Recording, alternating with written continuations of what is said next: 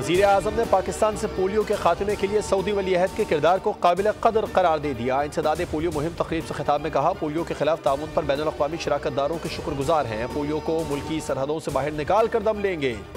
पूरे पाकिस्तान में पोलियो के खिलाफ जंग जीतेंगे।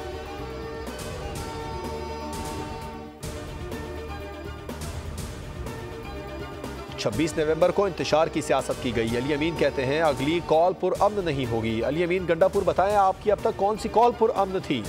हमारा सवाल है, दौड़ क्यों लगाई? मुल्क में सिपह सलार मौजूद है जो मुल्क को मुआशी तौर पर तरक्की दे रहे हैं। वफाकी वज़ीर इत्तलात अता तारड़ कहते हैं एहतजाज और धरनों के सिवा इनके पास कोई काम नहीं। ये क्रैकडाउन का प्रोपेगेंडा करके मुल्की तरक्की को रोकना चाहते हैं।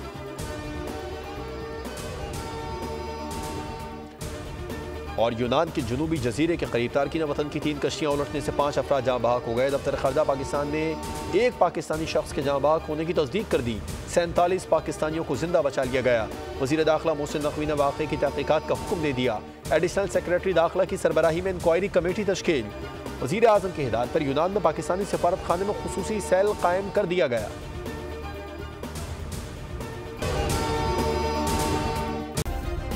सब्सक्राइब करें और बेल दबाएं ताकि कोई खबर रह न जाए।